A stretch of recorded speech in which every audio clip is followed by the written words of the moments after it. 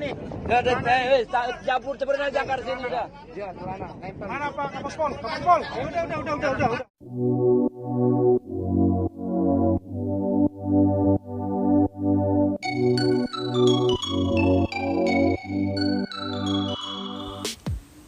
Memesan takdir. Dilansir dari portal islam.com. Namanya Rahmawati. Ia mempawah Kalimantan Barat. 35 tahun silam ia pernah jadi Qori'ah internasional. Kini ia bekerja sebagai pegawai negeri Kemenak Republik Indonesia.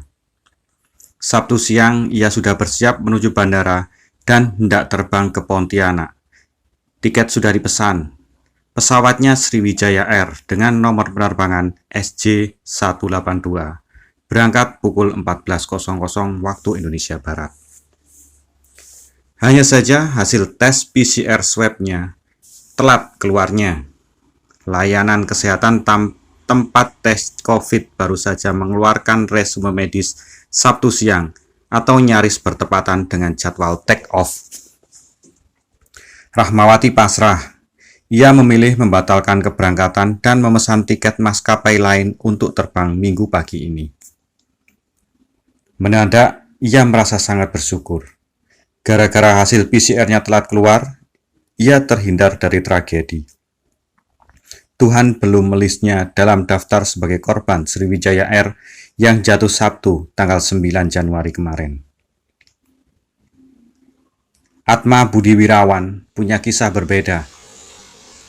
Bersama 7 anggota keluarganya, mereka sudah memesan dan membeli tiket Sriwijaya Air untuk terbang ke Pontianak Sabtu siang.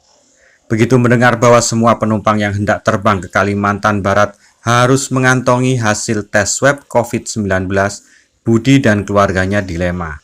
8 orang itu sama dengan 9,6 juta rupiah.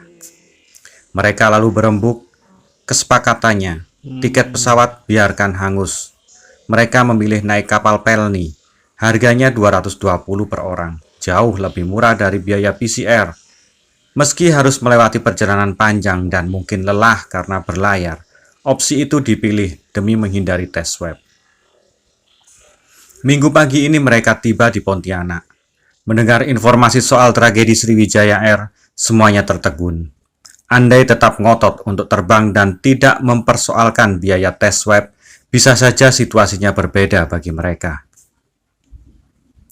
Setali 3 uang dengan Agus Setiawan. Ia mahasiswa asal Pontianak.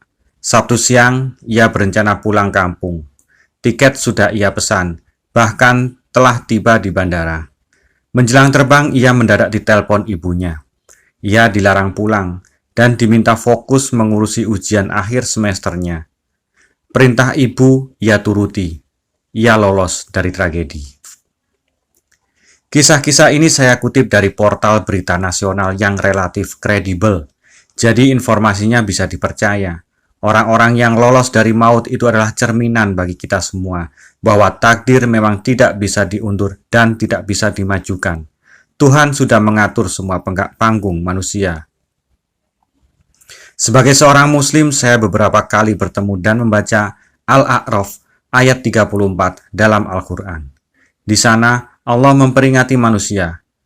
Tiap-tiap manusia mempunyai batas waktu. Apabila telah datang waktunya, mereka tidak dapat mengundurkannya barang sesaat pun dan tak dapat pula memajukannya. Masing-masing dari kita hanya sedang menjalani takdir. Segalanya sudah tertulis di Lauful Mahfud dan tidak bisa diotak-atik lagi. Manusia memang berhak untuk merencanakan, tapi yakinlah bahwa takdir telah menciptakan momentum bagi kita. Semoga proses pencarian terhadap semua korban tragedi Sriwijaya Air dimudahkan dan menemukan hasil terbaik. Pray for Sriwijaya by Abdi Mahatma.